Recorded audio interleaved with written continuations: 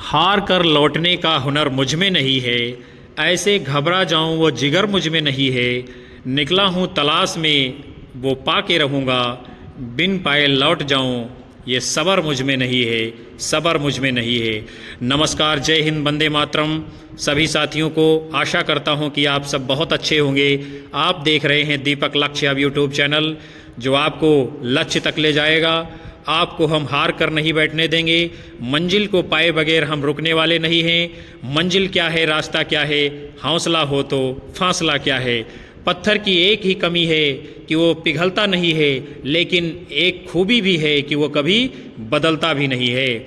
खुद की मदद, खुद के ख्वाब खुद ही पूरे करने पड़ते हैं। दूसरों से तो उम्मीद हारे हुए लोग लगाते हैं। जिसने वक्त का इन्वेस्टमेंट कर लिया, समझो उसने कामयाब होने का तरीका खोज लिया है। इंसान उतना ही बड़ा बन सकता है जितनी बड़ी उसकी सोच होगी। फिर देर न करिए, जुड़ जाइए हमारे चैनल से। पहली बार आए हैं तो सब्सक्राइब कर बेल आइकन दबाइए, जिससे आने वाली कक्षाएं आसानी से आपको मिलती रहें। घर परिवार दोस्त सभी को चैनल से जोड़ते रहिए। और एक निवेदन है कि सभी कक्षा को पूरा देखा कीजिए। काफ़ी समय और मेहनत के बाद आप तक कक्षा पहुंच पाती है। और सभी लोग उत्तर भी जरूर दिया करें, यही हमारे लिए आत्मबल है, ऊर्जा है। सभी एक बार लाइक कमेंट कर शेयर कर दीजिए अपने साथियों में। और देखिए, आज का पहला प्रश्न आपके सामने है। निम्नलिखित रचनाओं को उनके कवियों के साथ में सुमेलित करना है। हंसावली काव्य साहित्य की रचना है। चंदायन ये मुल्ला दाऊद की रचना है। सत्यवती कथा ईश्वरदास की रचना है। मृगावती कुतुबन की रचना है। इस प्रकार जो है आपका विकल्प ए सही उत्तर होगा। इन रचनाओं का हम प्रकाशन भी देखेंगे। जैसे हंसावली 1370 ईस्वी काव्य साहित्य ने लिखा है। चंदायन 1379 ईस्वी मुल्ला दाऊद की है। सत्यवती कथा 1501 ईस्वी ईश्वरदास ने लिखा है। मृगावती 1501 ईस्वी कुतुबन ने लिखा है। चित्रावली 1613 ईस्वी उस्मान जी ने लिखा है। और जो विशेष बात इसमें है, आचार्य रामचंद्र शुक्ल जी ने मृगावती का समय 1501 ईस्वी माना है। आगे हम बढ़ते हैं। आपका प्रश्न है, सूफी काव्य का उद्देश्य है प्रेम निरूपण, काव्यशास्त्र निरूपण, इस्लाम धर्म का प्रचार, राष्ट्रीय चेतना। तो सूफी काव्य का जो प्रमुख उद्देश्य रहा है वो है प्रेम निरूपण। बढ़ेंगे हम आगे। आपका प्रश्न है, प्रेम चिंगारी किसकी रचना है? शेख निसार, शेख नवी, इब्न निशाती, नजफ अली। तो प्रेम चिंगारी विद्यार्थियों ये अली शाह जी की रचना है, जो कि इन विकल्पों में नहीं है। इसलिए आपको जानना है सिर्फ प्रेम चिंगारी किसकी है, तो अली शाह जी की है। शेख निसार की रचना कौन सी है? यूसुफ जुलेखा। शेख नवी की रचना कौन सी है? ज्ञानदीप। और ये रचनाएं विद्यार्थियों सूफी प्रेम आख्यानक काव्य परंपरा की हैं। आगे देखते हैं हम। निम्नलिखित रचनाओं को कवियों के साथ में सुमेलित करना है। देखते हैं, मृगावती किसकी है? ये कुतुबन की है। मधुमालती किसकी है? मंझन की है। चंदायन मुल्ला दाऊद की है। और अखरावट मलिक मोहम्मद जायसी जी की है। तो जो सही उत्तर होगा आपका विकल्प सी। बढ़ेंगे हम आगे। इनका प्रकाशन वर्ष भी है, उसको भी हम देखते हैं। मृगावती 1501 में कुतुबन ने लिखा। मधुमालती 1545 में मंझन ने लिखा। चंदायन 1379 में मुल्ला दाऊद ने लिखा। अखरावट मलिक मोहम्मद जायसी की रचना है। चित्रावली 1613 ईस्वी में उस्मान कवि ने लिखा है। आगे हम बढ़ते हैं। जायसी ने अपनी किस काव्यकृति में कयामत का वर्णन किया है? बहुत ही शानदार खूबसूरत सा प्रश्न है। मसलानामा, अखरावट, आखिरी कलाम, कहरनामा। तो आखिरी कलाम जो जायसी की रचना है उसमें क्या है? कयामत का वर्णन किया गया है। जायसी निर्गुण धारा के, प्रेम मार्गी शाखा, सूफी काव्य धारा के प्रमुख कवि हैं। और सभी रचनाएं जो है ये मलिक मोहम्मद जायसी जी की हैं। जायसी जी प्रसिद्ध सूफ़ी फ़कीर शेख मोहिद्दी या मोहिउद्दीन के शिष्य थे। फिर जो है हम आगे बढ़ते हैं, जायसी की जो रचनाएं हैं और उनका जो वर्ण विषय है उसको हम देखेंगे। जैसे आखिरी कलाम क़यामत का वर्णन तथा मुग़ल बादशाह बाबर की प्रशंसा इसमें की गई है। अखरावट वर्णमाला के एक एक अक्षर को लेकर सिद्धांत संबंधी चौपाइयाँ कही गई हैं। कहरनामा आध्यात्मिक विवाह का वर्णन है, इसमें यह कहरवा शैली में लिखा गया है। और मसलानामा ईश्वर भक्ति के प्रति प्रेम निवेदन इसमें जायसी जी ने दिखाया है। फिर आपका है हुजवेरी के अनुसार फना का अर्थ क्या है? जीवात्मा के शरीर का नाश, जीवात्मा का परमात्मा में विलय। आगे हम देख लेते हैं किसी वस्तु की अपूर्णता का ज्ञान और उसे पाने की इच्छा से विरत होना, व्यक्ति के अस्तित्व स्वरूप और गुण का विनाश। तो हुजवेरी का अर्थ क्या है? फना किसी वस्तु की अपूर्णता का ज्ञान और उसे पाने की इच्छा से विरत होना। सूफ़ी हुजवेरी ने कहा है, क्या कहा है? कि जब लोग ये समझते हैं कि फना का अर्थ सत्ता और इस मनुष्य शरीर का नष्ट होना है, तब वे भूल करते हैं कि फना का वास्तविक मतलब ये है कि त्रुटियों के प्रति मनुष्य सचेत हो जाता है, उसकी चाहत से विरत हो जाता है।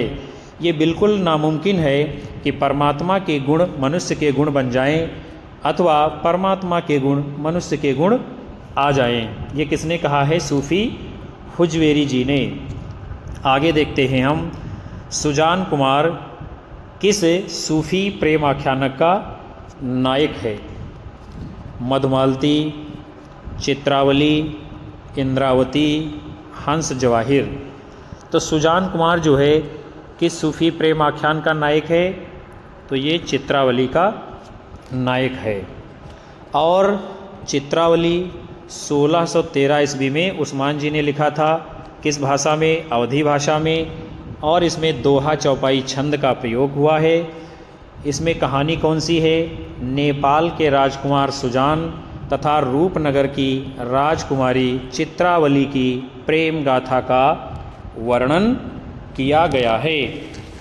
फिर जो है अन्य सूफ़ी ग्रंथों की नायक और नायिका हैं, उसको भी हम देखते हैं। जैसे कि मधुमालती।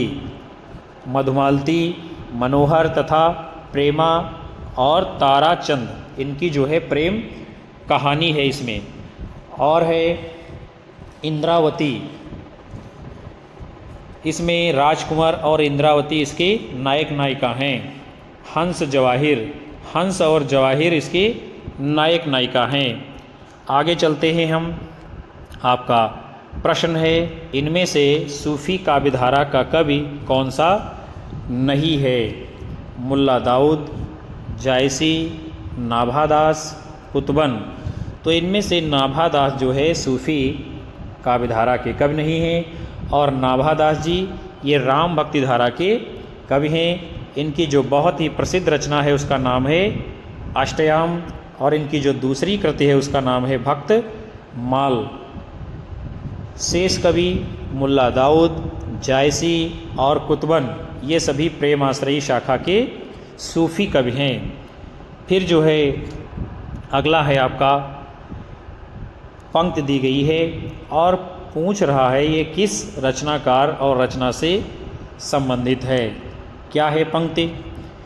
हिंदू मग पर पाँव न राख्यो, काजो बहुत हिंदी भाख्यो।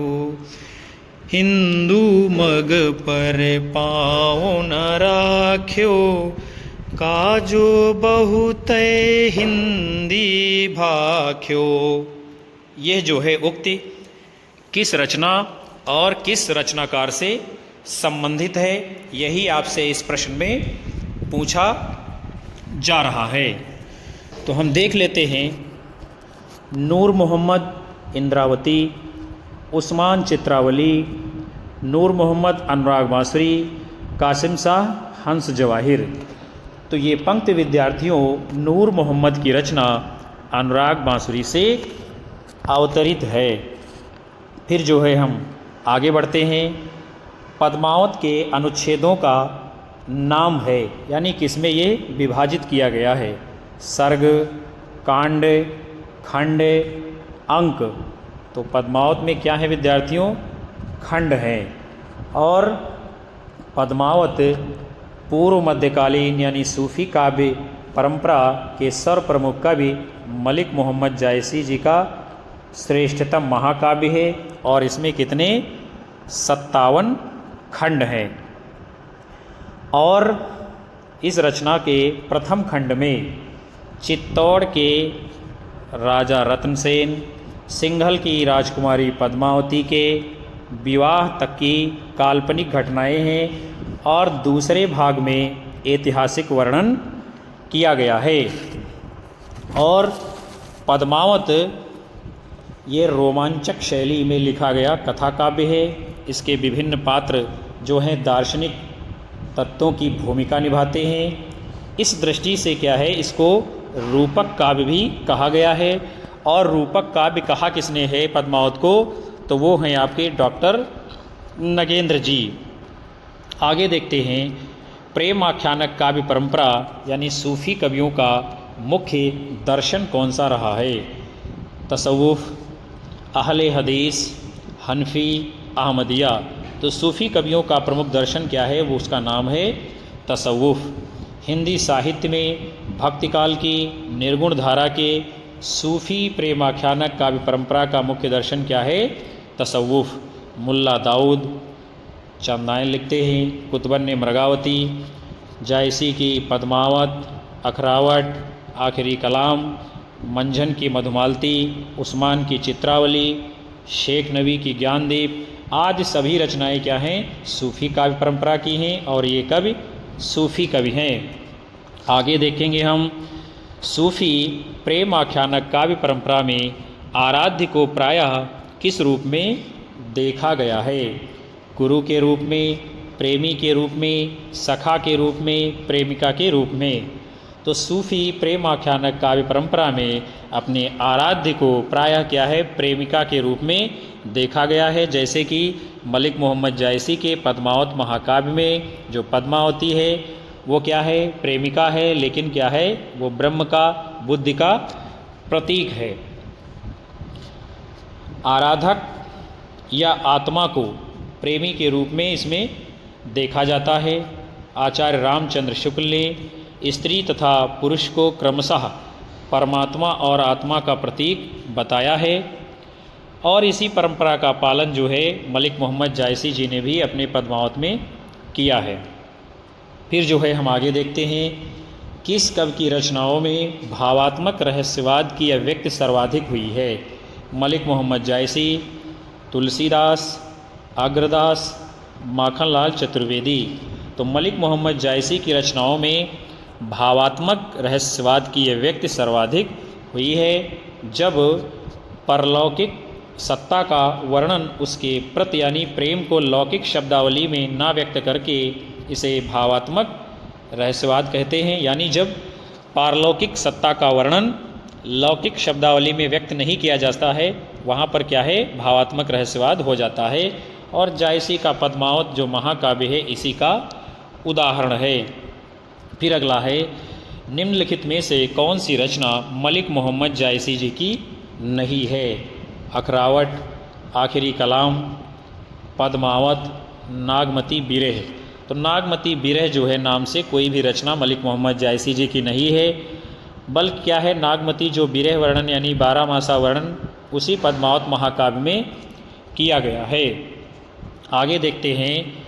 पद्मावत को सूफी काव्य मानने से इसका इनकार करने वाले आलोचक कौन हैं? रामचंद्र शुक्ल, हजारी प्रसाद द्विवेदी, विजय देव नारायण शाही, डॉक्टर नामवर सिंह। तो पद्मावत को सूफी काव्य जो नहीं मानते हैं वो कौन हैं? डॉक्टर विजय देव नारायण शाही जी। ये पद्मावत को एक त्रासदी मानते हैं। क्या विद्यार्थियों? एक त्रासदी मानते हैं। रामचंद्र शुक्ल, हजारी प्रसाद द्विवेदी, नामवर सिंह पद्मावत को सूफी काव्य मानते हैं। आगे बढ़ेंगे हम। पंक्ति दी गई है और पूछ रहा है शुक्ल जी के अनुसार इन पंक्तियों में प्रयुक्त जो है चार बसेरे से क्या अभिप्राय है। तो पहले जो है हम पंक्ति ही देख लेते हैं क्या पंक्ति है। वो है आपकी, ना नगरी काया विधि कीन्हा, ले खोजा पावा ते चीन्हा, पै सुठी अगम पंथ बड़ बांका, तस मार्ग जस सुईक नाका, बांक चढ़ाव सात खड़ ऊंचा, चारि बसेरे जाई पहुंचा। इन पंक्तियों में क्या है, चार बसेरे का अर्थ क्या है। चार धर्मशालाएं, प्रत्याहार, धारणा, ध्यान और समाधि नामक योग अंग, शरीयत, तरीकत, मारिफत, हकीकत नामक चार सोपान, धर्म, अर्थ, काम, मोक्ष नामक चार पुरुषार्थ। तो चार जो बसेरे शुक्ल जी के अनुसार इसका अर्थ क्या है, वो है आपका प्रत्याहार, ध्यान, धारणा और समाधि का योग, और साथ ही शरीयत, तरीकत, मारिफत और हकीकत नामक साधना के चार सोपान। इस प्रकार जो आपका सही उत्तर होगा वो कौन सा होगा, विकल्प बी, यानी ये दोनों बातें सत्य हैं। फिर आपका अगला प्रश्न है, सूफी काव्यधारा के पहले कवि हैं, यानी कौन है पहले, मतलब प्रथम। मलिक मोहम्मद जायसी, मुल्ला दाऊद, कुतुबन, मंझन। तो मुल्ला दाऊद को सूफी काव्य धारा का पहला कवि माना गया है और इनकी जो प्रसिद्ध रचना है उसका नाम है चंदायन, जिसका समय है 1379 ईस्वी। जबकि आचार्य रामचंद्र शुक्ल ने कुतुबन जी को प्रथम सूफी कवि माना है। फिर आपका है प्रश्न, पंक्तियाँ दी गई हैं और पूछा जा रहा है किस कवि के द्वारा ये रचित हैं। कलिकुटिल जीवन स्तार हित, वाल्मीकि तुलसी भयो, यानी किसके द्वारा रचित हैं, नरहरि, बारहट, ईश्वरदास, अग्रदास, नाभादास। तो ये पंक्तियाँ किसकी हैं, नाभादास जी की। नाभादास स्वामी अग्रदास जी के शिष्य थे और इनकी जो प्रमुख रचनाएं हैं वो है भक्तमाल और अष्टयाम। इसी से इनको जो है प्रसिद्धि प्राप्त होती है। फिर आगे है, निम्नलिखित में से राम भक्ति काव्य परंपरा के कवि नहीं हैं। चलिए देखते हैं। गदाधर भट्ट, नाभादास, गोस्वामी तुलसीदास, हृदय राम। तो इनमें से जो राम भक्ति काव्य परंपरा के कवि नहीं हैं उनका नाम क्या है, गदाधर भट्ट जी। गदाधर भट्ट ये क्या हैं, कृष्ण भक्ति परंपरा के गौड़ी संप्रदाय के कवि हैं। किसके, गौड़ी संप्रदाय के। और ये रघुनाथ भट्ट गोस्वामी के शिष्य हैं। भागवत के अद्वितीय ज्ञानी थे। जबकि गोस्वामी तुलसीदास, नाभादास और हृदय राम जी ये सभी राम भक्ति परंपरा के कवि हैं। आगे देखते हैं। पंक्तियाँ दी गई हैं और पूछा जा रहा है कि इन काव्य पंक्तियों में आत्मपरक वर्णन किसने किया है। क्या पंक्तियाँ हैं, मातु पिता जग जाई तजो, विधिहु न लिख्यो कछु भाल भलाई। अर्थात माता पिता ने भी संसार से त्याग दिया और विधाता ने भी हमारे लिए कुछ अच्छा भाग्य में नहीं लिखा है। सूरदास, कबीरदास, तुलसीदास, हृदय राम। तो ये काव्य पंक्तियाँ किसकी हैं विद्यार्थियों, गोस्वामी तुलसीदास की। और तुलसीदास की एक रचना है जिसका नाम है कवितावली। इसी जो है कवितावली से ये पंक्तियाँ ली गई हैं। आगे देखते हैं। तुलसीदास जी का बचपन जो है घोर दरिद्रता और असहाय अवस्था में बीता है। तब वो लिखते हैं कि जो है माता पिता ने दुनिया में पैदा करके मुझे त्याग दिया, विधाता ने भी मेरे भाग्य में कोई अच्छा नहीं लिखा है। तुलसीदास का जो जीवन काल है 1532 से 1623 ईस्वी है और माता पिता का नाम क्रमशः माता का नाम हुलसी, पिता का नाम आत्माराम दुबे है और पत्नी का नाम क्या है, रत्नावली। शिक्षा के गुरु इनके कौन हैं, शेष सनातन जी माने गए हैं।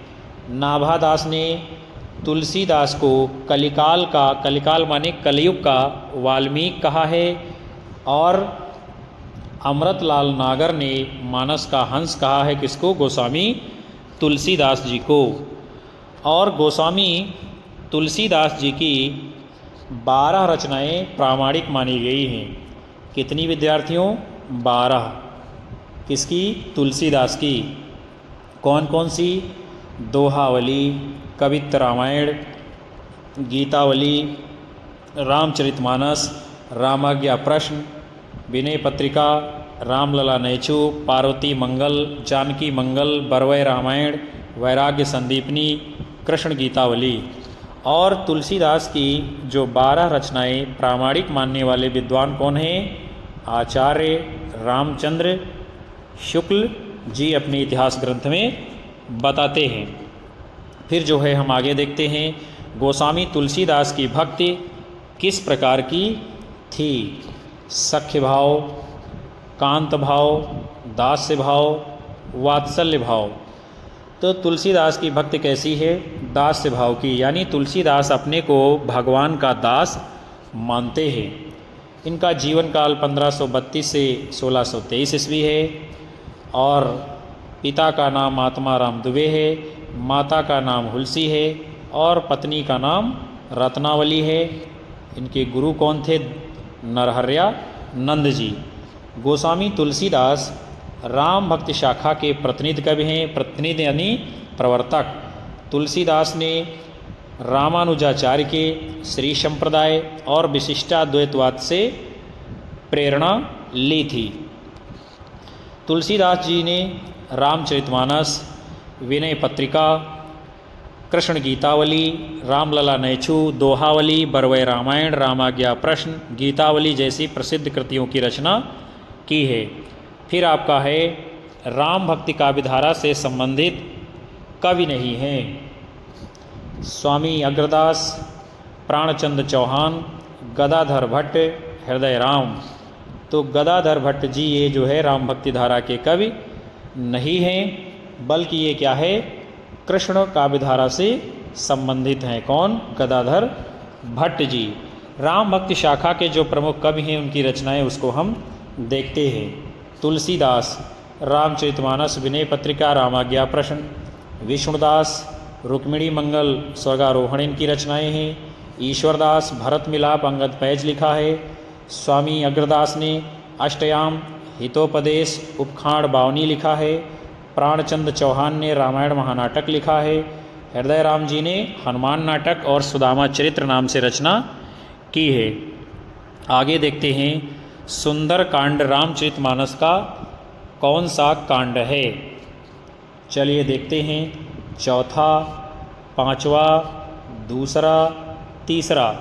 तो सुंदर कांड ये रामचरितमानस का 5वां कांड है। और रामचरितमानस में कांड हैं कितने विद्यार्थियों, 7 कांड हैं। कौन कौन से हैं उसको भी हम देखते हैं। बाल कांड, अयोध्या कांड, अरण्य कांड, किष्किंधा कांड, सुंदर कांड, लंका कांड और उत्तर कांड। सुंदर कांड में हनुमान जी द्वारा सीता की खोज और राक्षसों के संहार का वर्णन किया गया है और ये दोहा और चौपाई छंद में लिखा गया तुलसीदास जी का महाकाव्य है रामचरितमानस। अयोध्या कांड को रामचरितमानस का हृदय स्थल कहा गया है। रामचरितमानस की रचना गोस्वामी तुलसीदास जी ने संवत 1631 चैत्र महीने में शुक्ल रामनवमी मंगलवार को प्रारंभ की थी और इसे पूरा करने में 2 वर्ष 7 माह 26 दिन का समय लगा था। और जो अन्य रचनाएं हैं, वैराग्य संदीपनी, रामाज्ञा प्रश्न, कवितावली, विनय पत्रिका, गीतावली, पार्वती मंगल, जानकी मंगल, ये सब महत्वपूर्ण ग्रंथ गोस्वामी तुलसीदास जी के हैं। फिर आगे हम देखते हैं, बहुत ही अच्छा प्रश्न आपके सामने आया है, पंक्तियाँ दी गई हैं और पूछा जा रहा है कि तुलसीदास ने किस दार्शनिक सिद्धांत की व्यंजना की है। चलिए देखते हैं पंक्तियाँ। सिया राम मैं सब जग जानी, करहूँ प्रणाम जोरी जुग पानी। सिया राम मैं सब जग जानी, करहूँ प्रणाम जोरी जुग पानी। यानी ये संपूर्ण संसार कैसा है, क्या अद्भुत दृश्य गोस्वामी जी लिखते हैं। सारा संसार ये सिया और राम के समान है, इसलिए इसमें भेद और विभेद की बात कहाँ से आ जाती है। मैं सभी को हाथ जोड़ करके प्रणाम करता हूँ। तो इसमें कौन से दर्शन की व्यंजना है, देखते हैं। अद्वैत सिद्धांत, द्वैताद्वैत सिद्धांत, विशिष्टाद्वैत सिद्धांत, द्वैतवादी सिद्धांत। तो इन पंक्तियों में विशिष्टाद्वैत सिद्धांत के दर्शन होते हैं। विशिष्टाद्वैत सिद्धांत, विशिष्ट और अद्वैत 2 शब्दों को जोड़ने से बना है। आचार्य रामानुज, इनका जो समय है 1016 से 1127 ईस्वी, इन्होंने ही प्रतिपादित किया है। और इसके अनुसार क्या है, यद्यपि जगत और जीवात्मा दोनों कार्यतः ब्रह्म से भिन्न है, यानी भगवान से अलग हैं, फिर भी वे ब्रह्म से ही उद्भव यानी निकले हुए हैं। ब्रह्म से उसका उसी प्रकार से संबंध है जैसा कि किरणों का सूर्य से होता है। अतः ब्रह्म एक होने पर भी कैसा है, अनेक है। फिर जो है हम आगे बढ़ेंगे। आपका प्रश्न है, ये भी जो है पंक्तियों से संबंधित है और पूछा जा रहा है कि पंक्तियाँ किसकी हैं। कीरति भनीति भूति भली सोई, सुर सरि सम सब कहाँ हित होई। कीरति भनीति भूति भली सोई, सुर सरि सम सब कहाँ हित होई। तुलसीदास, सूरदास, नंददास, कबीरदास। तो ये पंक्तियाँ गोस्वामी तुलसीदास जी के रामचरित मानस महाकाव्य से ली गई हैं। फिर हम कुछ और भी पंक्तियाँ देखते हैं जो बहुत ही प्रसिद्ध हैं, बार बार पूछी जाती हैं। क्या है, मेरे नयन बिरह की बेल बई, मेरे नयन बिरह की बेल बई। सींचत नयन नीर के सजनी, मूल पतार गई। मेरे नयन बिरह की बेल बई, मेरे नयन बिरह की बेल बई। किसने लिखा है, सूरदास जी ने। फिर अगली पंक्तियां हैं।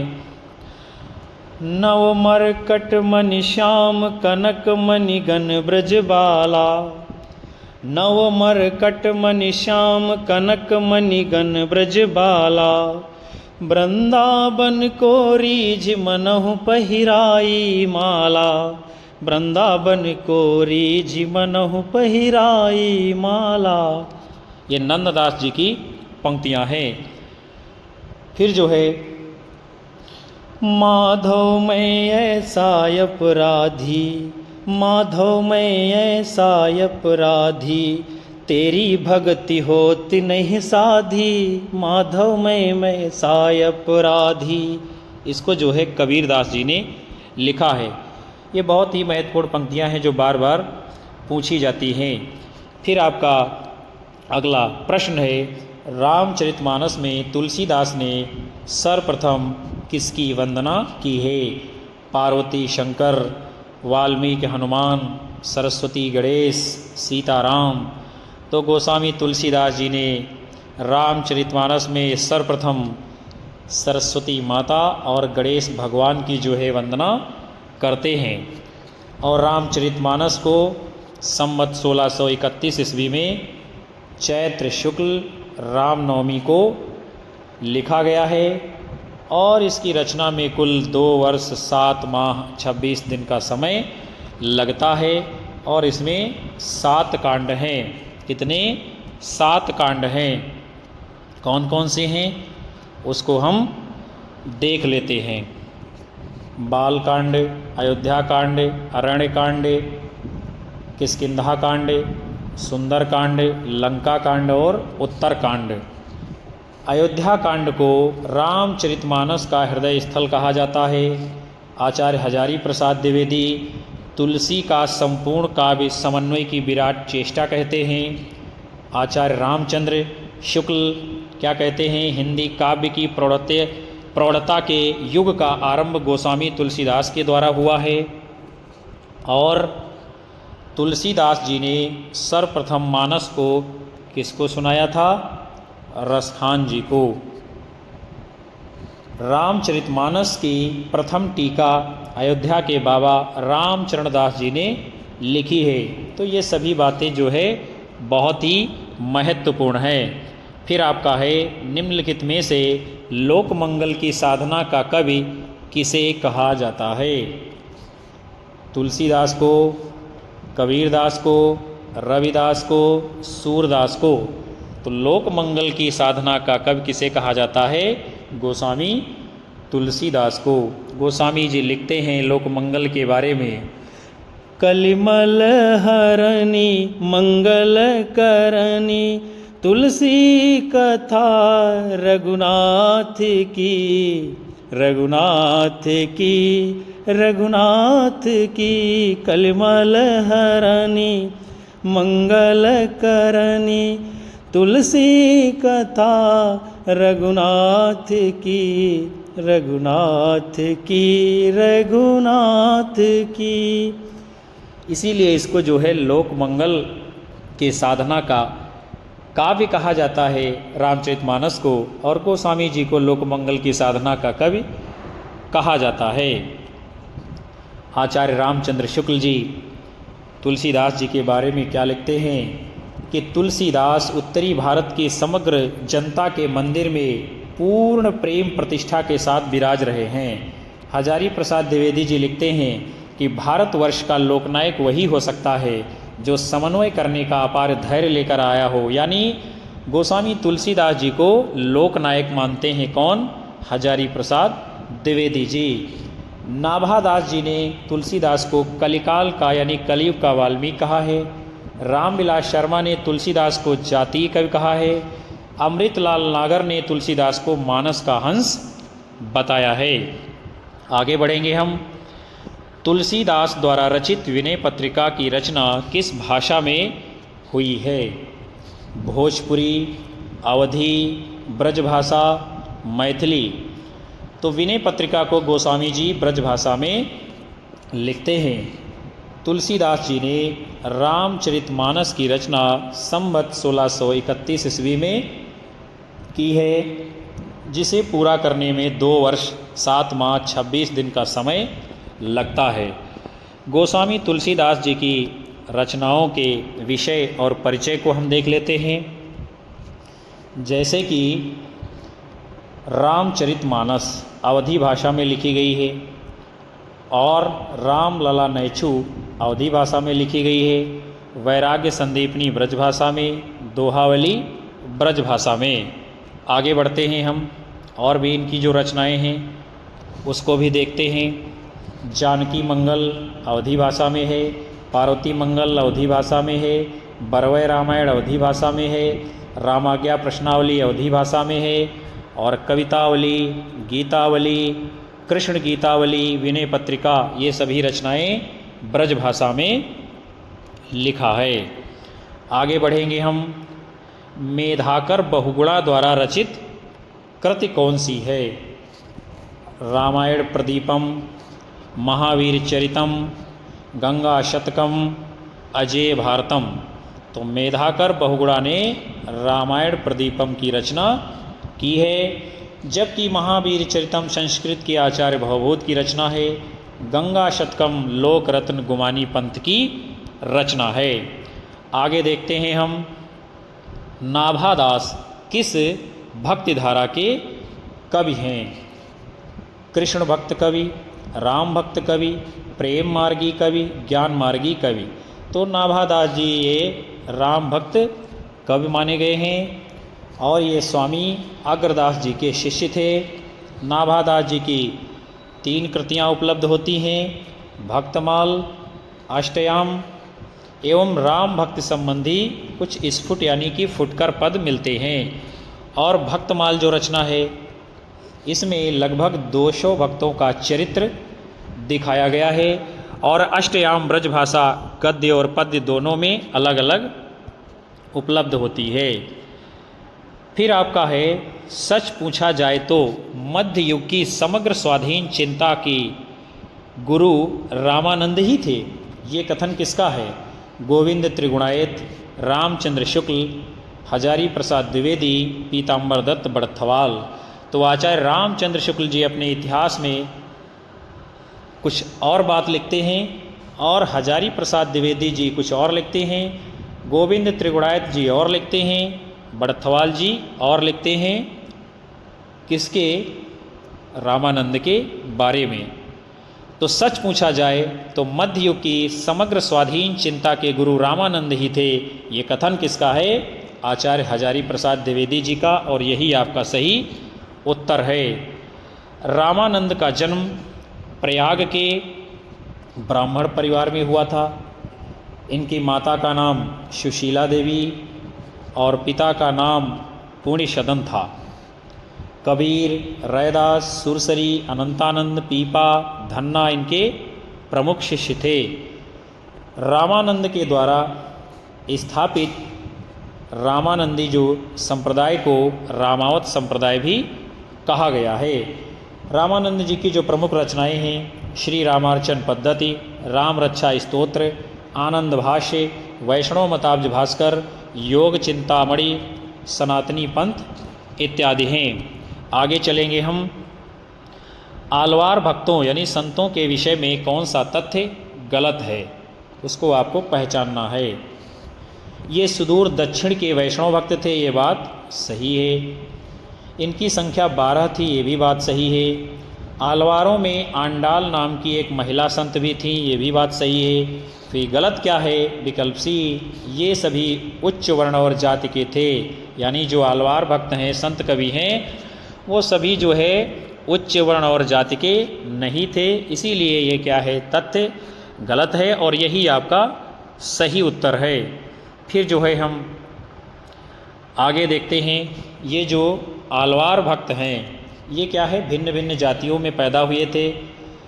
लेकिन होता क्या है? संत होने के कारण, यानी जो संत व्यक्ति होता है उसका आदर और सम्मान सब जगह होता है। उनके बीच में कोई उच्च वर्ण, निम्न वर्ण, ऊंची जाति, नीची जाति की बात नहीं मानता है व्यक्ति।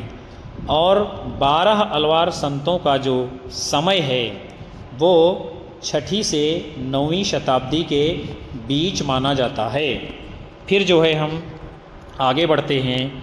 आपका प्रश्न है, भगवान को सगुण साकार मानकर उनकी भक्ति पर बल देने वाले भागवत धर्म के भेदों और उनके संस्थापकों को क्या करना है? आपको सुमेलित करना है।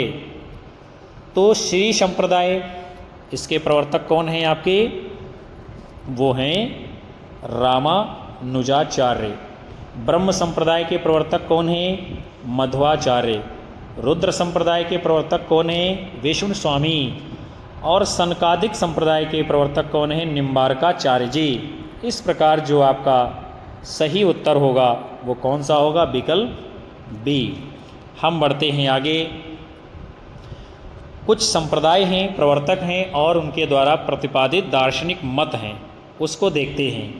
श्री संप्रदाय रामानुजाचार्य प्रवर्तक हैं, दार्शनिक मत इनका विशिष्टाद्वैतवाद है। ब्रह्म संप्रदाय प्रवर्तक मध्वाचार्य हैं, द्वैतवाद इनका दर्शन है। रुद्र संप्रदाय प्रवर्तक विष्णु स्वामी हैं, शुद्धाद्वैतवादी दर्शन है। सनकादिक संप्रदाय निम्बारकाचार्य प्रवर्तक हैं, द्वैताद्वैत या इसको भेदाभेदवाद भी कहते हैं। गौड़ी संप्रदाय, इसके प्रवर्तक चैतन्य महाप्रभु है। द्वैताद्वैतवाद दर्शन है इनका। राधा वल्लभ संप्रदाय के प्रवर्तक गोस्वामी हित हरिवंश जी हैं। और सनकादिक संप्रदाय को निम्बार्क संप्रदाय, हंस संप्रदाय या कुमार संप्रदाय के नाम से भी जाना जाता है। फिर आपका प्रश्न है, नाभादासकृत भक्तमाल से संबंधित कौन सा तथ्य यानी कौन सी बात सही नहीं है, उसको हम देखते हैं। यह भक्तिकालीन भक्तों के संबंध में प्रामाणिक रचना मानी जाती है, ये बात सत्य है। इसके पूर्वार्ध में कलयुग से पहले के भक्तों का उल्लेख है, ये भी बात सत्य है। इतिहास की दृष्टि से इसका उत्तरार्ध अधिक महत्वपूर्ण माना जाता है, ये भी बात सत्य है। फिर गलत क्या है, विकल्प डी कि उत्तरार्ध में मध्यकालीन भक्तों संतों का विस्तृत जीवन वृत्त दिया गया है, यानी नहीं दिया गया है, इसीलिए ये गलत है और यही आपका सही उत्तर है। फिर जो है हम आगे देखते हैं।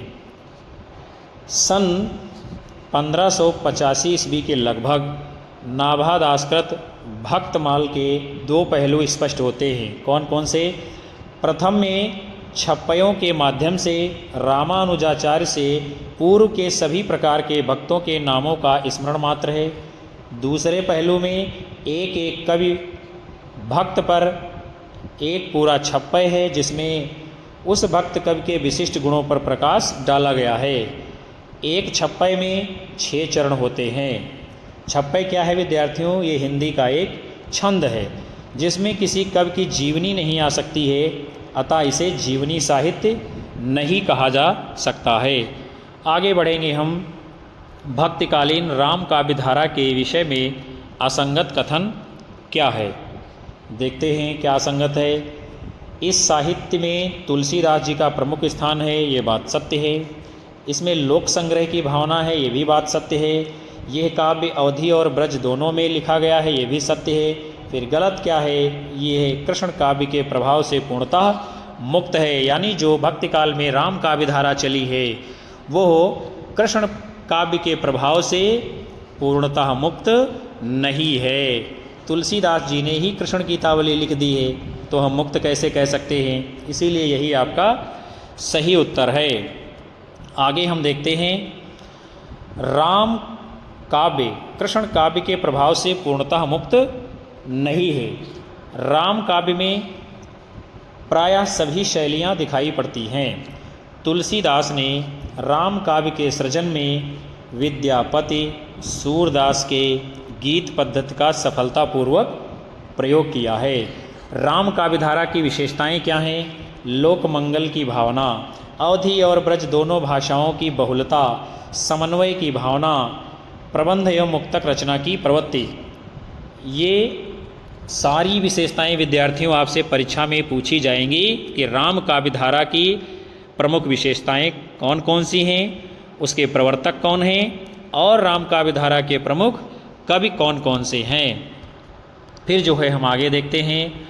भक्तमाल यानी नाभादासकृत के टीकाकार कौन हैं, यानी भक्तमाल पर जो है टीका किसने लिखी है? प्रियादास, विट्ठलनाथ, अग्रदास, कीलदास। तो प्रियादास जी ने नाभादास की रचना भक्तमाल के ऊपर टीका लिखते हैं। इनकी जो है जो प्रियादास जी की रचनाएं हैं वो हैं रसिक मोहिनी, भक्त सुमिरनी। विट्ठलनाथ जी ने यमुनाष्टक लिखा है, अग्रदास जी ने ध्यान मंजरी लिखा है। आगे चलते हैं हम। मूल गोसाई चरित के रचनाकार कौन हैं, देखते हैं हम। नाभादास, प्रियादास, बेनी माधवदास, नरहरिदास। तो बेनी माधवदास जी ने लिखा है मूल गोसाई चरित। अपनी इसी रचना में बेनी माधवदास ने तुलसीदास का चरित्र चित्रण करके उसके साथ साथ में मीराबाई और तुलसीदास के पत्राचार का भी उल्लेख करते हैं। यानी तुलसीदास और मीराबाई के बीच में जो पत्र लिखे जाते थे, पत्र के माध्यम से जो बातचीत होती थी, उसको भी बेनी माधवदास जी ने मूल गोसाई चरित में दिखाया है। फिर जो है हम आगे देखते हैं रचनाकार और रचनाएं। भक्तमाल को नाभादास ने लिखा है, भक्ति रस बोधनी प्रियादास ने लिखा है और रुक्मिणी मंगल नंददास जी ने लिखा है। आगे बढ़ेंगे हम। आपका प्रश्न है, क्या है? उन्होंने रचना नैपुण्य का भद्दा प्रदर्शन नहीं किया है और न शब्द चमत्कार आदि के खिलवाड़ों में वे फंसे हैं। उनकी सी भाषा की सफाई और किसी कवि में नहीं है। ये कथन आचार्य रामचंद्र शुक्ल का है और पूछा जा रहा है कि शुक्ल जी ने किस कवि के विषय में कहा है। तुलसीदास, जायसी, बिहारी, घनानंद। तो ये बात जो है तुलसीदास के विषय में आचार्य रामचंद्र शुक्ल जी अपने इतिहास ग्रंथ में बताते हैं। जायसी बड़े भावुक भगवत भक्त थे और अपने समय में बड़े ही सिद्ध और पहुँचे हुए फ़कीर माने जाते थे। ये भी बात जो है शुक्ल जी ने जायसी के विषय में कही है। और प्रेम मार्ग का ऐसा प्रवीण और धीर पथिक जाम्बादानी का ऐसा दावा रखने वाला ब्रज भाषा का दूसरा कवि नहीं हुआ है। यह बात शुक्ल जी ने रीतिकाल के कवि घनानंद के विषय में कही है। आगे बढ़ेंगे हम। प्रश्न है आपका और पूछा जा रहा है कि ये पंक्तियाँ किस कवि की हैं? क्या है पंक्तियाँ? कवित विवेक एक नहीं मोरे, सत्य कहूँ लिख कागद कोरे। कवित विवेक एक नहीं मोरे, सत्य कहूँ लिख कागद कोरे। कभी न होहूँ नहीं चतुर कहावूँ, मति अनुरूप राम गुण गावहूँ।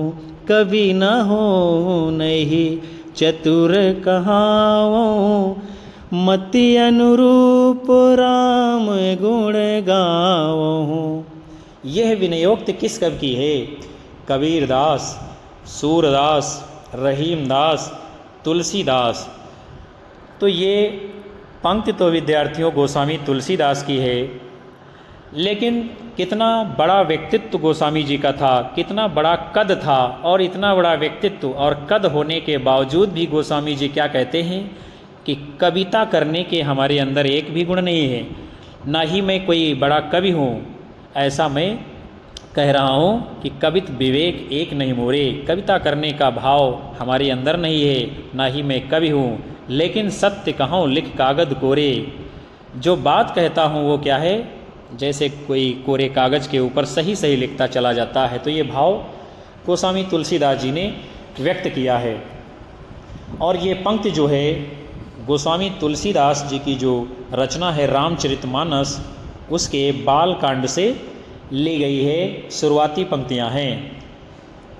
कबीरदास की रचना बीजक है और इनका समय है 1398 से 1518 ईस्वी। सूरदास की रचना सूरसागर है और सूरदास का समय है 1478 से 1583 ईस्वी। रहीम की रचना है मदनाष्टक और रहीमदास जी का समय है 1553 से 1626 ईस्वी। बढ़ते हैं हम आगे। विज्ञान गीता किसके द्वारा लिखी गई रचना है? किसने लिखा है? नाभादास, तुलसीदास, केशवदास, मलूकदास। तो केशवदास जी ने विज्ञान गीता की रचना की है। और केशवदास क्या है? इनको कुछ लोग भक्ति काल के अंतर्गत समेटते हैं और कई विद्वान हैं जो इनको रीत काल का कवि मानते हैं। विज्ञान गीता में आध्यात्मिक विषय वस्तु को प्रस्तुत किया गया है तथा नक्षिक में परंपरागत उपमानों की सहायता से राधा जी के विभिन्न अंगों का वर्णन किया है। केशवदास की कवि प्रिया, रसिक प्रिया, छंदमाला ये भी रचनाएं हैं जिनमें क्रमशः जो है रस, अलंकार और छंदों का निरूपण किया गया है। आगे बढ़ते हैं हम। मलूकदास जी की जो है रचनाएं हैं उनको हम देखेंगे। ज्ञान बोध, रतन खान, ज्ञान परोक्ष, ध्रुवचरित इत्यादि। नाभादास की रचनाएं भक्तमाल, अष्टयाम, राम भक्त संबंधी स्फुट पद। तुलसीदास की रचनाएं रामचरितमानस, पार्वती मंगल, विनय पत्रिका, रामलला नैचू, हनुमान बाहुक इत्यादि हैं। आगे चलते हैं हम। फिर जो है एक पंक्ति दी गई है और पूछा जा रहा है कि यह पंक्तियां जो हैं किस प्रसिद्ध ग्रंथ के रचना काल के संदर्भ में हैं। देखते हैं, बहुत ही महत्वपूर्ण ये बात लिखी गई है।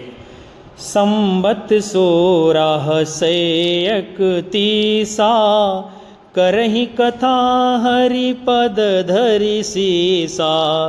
संबत 1631 करहु कथा हरि पद धरि सीसा। तो विद्यार्थियों, कौन सी रचना लिखी गई है संबत 1631 में?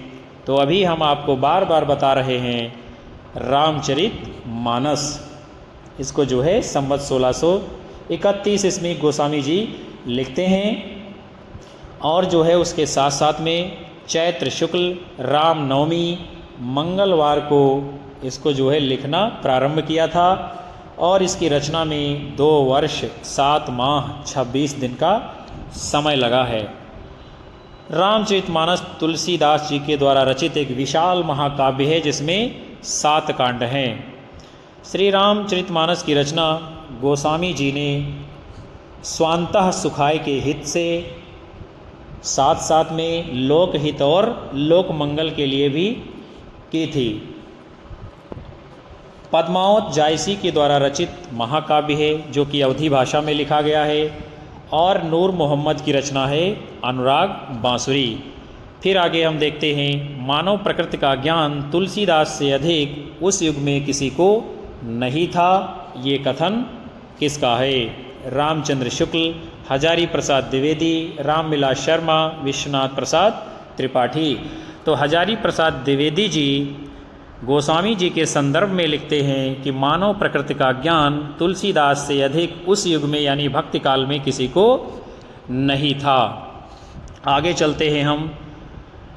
आचार्य हजारी प्रसाद द्विवेदी की जो प्रमुख रचनाएं हैं वो है हिंदी साहित्य की भूमिका 1940 ईस्वी में लिखा, हिंदी साहित्य का आदिकाल 1952 में लिखा। और ये रचनाएं इनके इतिहास ग्रंथ हैं।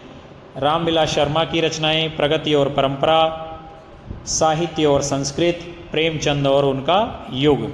रामचंद्र शुक्ल की रचनाएं हैं रसमीमांसा, चिंतामणि और हिंदी साहित्य का इतिहास। शुक्ल जी ने अपने हिंदी साहित्य के इतिहास को 1929 ईस्वी में लिखा था। फिर हम आगे देखते हैं, राम काव्यधारा से संबंधित कृति ध्यान मंजरी इनमें से किसकी है? प्राणचंद चौहान की, अग्रदास की, हृदयराम की, प्रियादास की। तो ध्यान मंजरी रचना जो कि राम काव्यधारा से संबंधित है किसकी है? अग्रदास जी की। अग्रदास के अन्य ग्रंथ हैं उसको भी हम देख लेते हैं,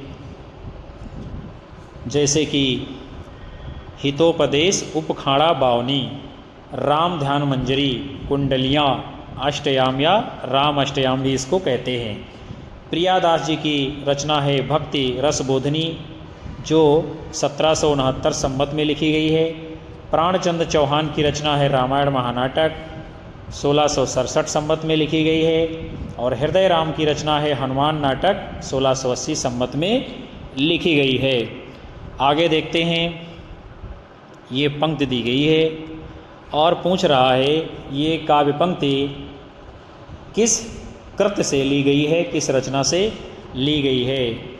गोरख जगायो जोग भगति भगायो लोग, बीजक, गोरखबानी, कवितावली, नाथबानी।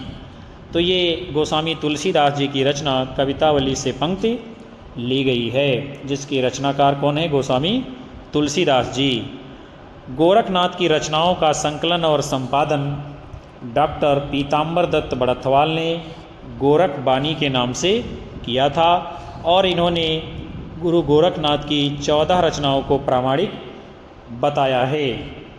बीजक संत कबीर की प्रामाणिक कृति है जिसमें रामायणी शब्द और साखी ये सब जो है संग्रहित हैं। उसके साथ साथ में ज्ञान चौतीसा, विप्रमतिसी, कहरा, बसंत, चाचर, बेल, बिरौली, हिंडोला, साखी।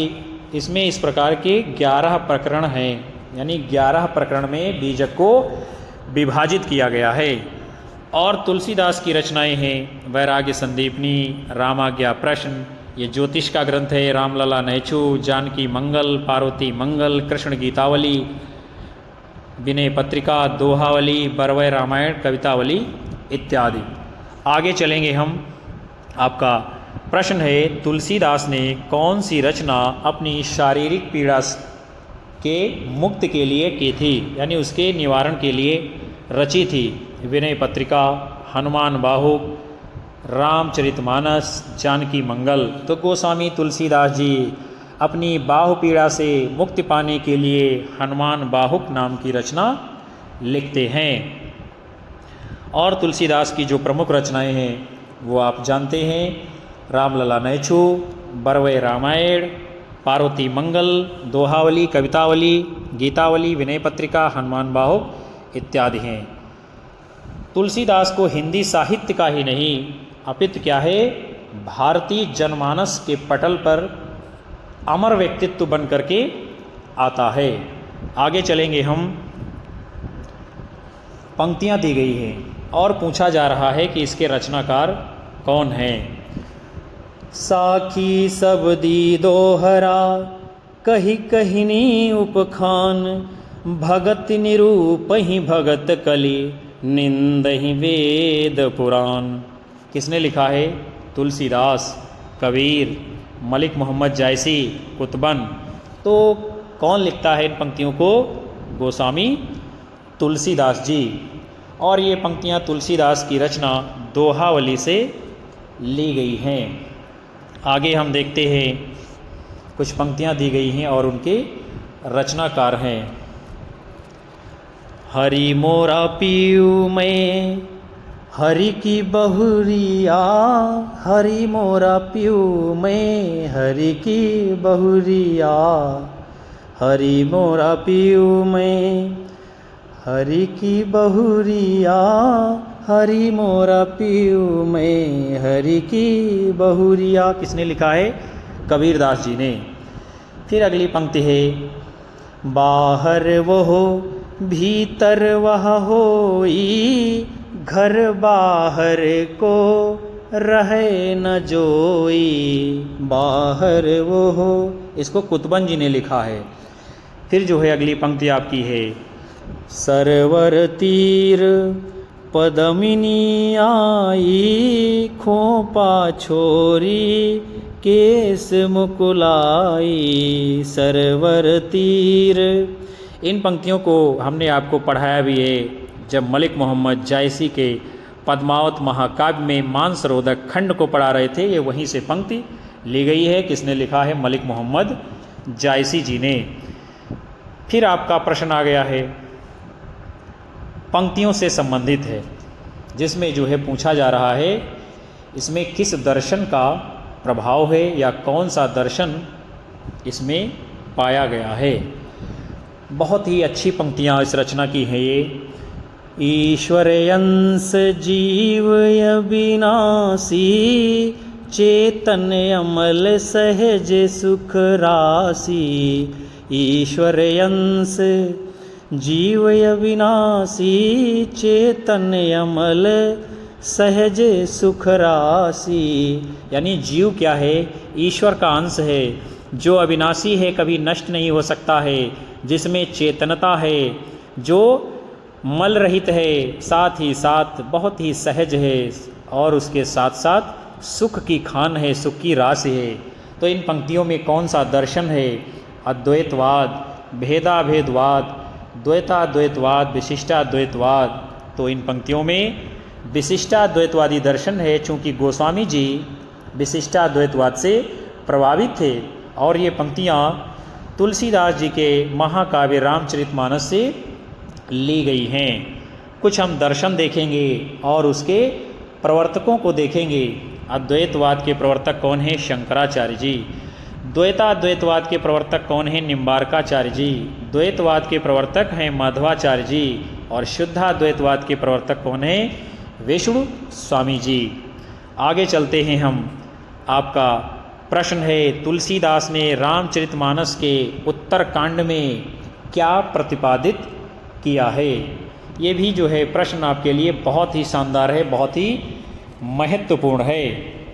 तो देख लेते हैं हम उत्तरकांड में क्या क्या गोस्वामी जी बताते हैं। ज्ञान की अपेक्षा भक्ति सुसाध्य और आसुफलदायिनी होती है।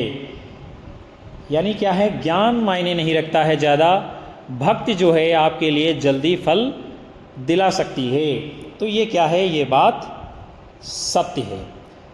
और कलयुग में असंतों की संगत लाभदायक होगी, ये गलत है। कलयुग में मनुष्य वर्ण धर्म और आश्रम का पालन करने वाले होंगे, ये भी बात गलत है। और कलयुग में लोग लोभ और स्वार्थ के वशीभूत होंगे और माता पिता तथा गुरु का अनादर करेंगे, ये बात क्या है, सत्य है। इसलिए आपकी ये दोनों बातें सत्य है। यानी आपका कौन सा विकल्प सही है, वो है डी, यानी एक और चौथी बात आपके लिए सही है, जो तुलसीदास जी रामचरितमानस के उत्तरकांड में बताते हैं। फिर जो है हम आगे देखते हैं। रामचरितमानस में गोस्वामी जो तुलसीदास जी हैं, वो केवल कवि के रूप में नहीं, एक उपदेशक के रूप में भी हम सबके सामने आते हैं। रामचरितमानस को मानव समाज का दर्पण कहा गया है। यानी रामचरितमानस एक ऐसा ग्रंथ है जिसकी एक एक चौपाई, एक एक शब्द आपको रास्ता दिखा सकता है, आपके जीवन में परिवर्तन ला सकता है। इसमें 7 कांड हैं, बालकांड, अयोध्याकांड, अरण्यकांड, किष्किंधाकांड, सुंदरकांड, लंकाकांड और उत्तरकांड। फिर जो है हम आगे बढ़ते हैं। निम्नलिखित में से कौन निर्गुण भक्ति काव्य के कवि नहीं हैं। देख लेते हैं हम। मलूकदास, बाबा लाल दास, ईश्वरदास, सुंदरदास। तो ईश्वरदास जी ये निर्गुण भक्ति काव्य के कवि नहीं हैं, और ईश्वरदास जी ये सगुण भक्ति धारा के कवि हैं, जबकि मलूकदास, बाबा लाल दास और सुंदरदास ये लोग निर्गुण भक्ति काव्य के कवि हैं। फिर जो है हम आगे बढ़ते हैं। आपका प्रश्न है, गोस्वामी तुलसीदास जी ने रामचरितमानस की रचना किस उद्देश्य से की थी। मोक्ष प्राप्ति के लिए, लोकरंजन के लिए, राम कथा का स्मरण कराने के लिए, स्वांतः सुखाय। तो गोस्वामी जी रामचरितमानस की रचना लोक मंगल के लिए की है, और उसके साथ साथ में क्या है, स्वांतः सुखाय के लिए की है। और वो लिखते हैं उसमें, स्वांतः सुखाय तुलसी रघुनाथ गाथा, कलिमल हरन मंगल करन तुलसी कथा रघुनाथ की। यानी क्या है, अपने सुख के लिए भी लिखते हैं और इस जगत के कल्याण के लिए भी लिखते हैं, लोगों की रक्षा के लिए लिखते हैं, लोगों के कल्याण के लिए लिखते हैं। आप एक तरीके से कह सकते हैं कि तुलसीदास जी ने अपने रामचरितमानस को सर्वे भवंत सुखिना की भावना से लिखा था। और इसकी रचना जो है गोस्वामी जी संवत 1631 ईस्वी में करते हैं। इसके साथ साथ इसमें जो है 7 कांड हैं, बालकांड, अयोध्याकांड, अरण्यकांड, किष्किंधाकांड, सुंदरकांड, लंकाकांड और उत्तरकांड। तो विद्यार्थियों, आप सभी ने आज के सत्र में हिंदी साहित्य के इतिहास के बेहद महत्वपूर्ण वैकल्पिक प्रश्नों की श्रृंखला में सूफी काव्य और राम काव्य से संबंधित प्रश्नों को देखा, जो आपके लिए आने वाली सभी प्रतियोगी परीक्षाओं में बार बार लगातार लाभदायक सिद्ध होने वाले हैं। कक्षा को अपने दोस्तों में शेयर कीजिए, लाइक कीजिए, कमेंट कीजिए।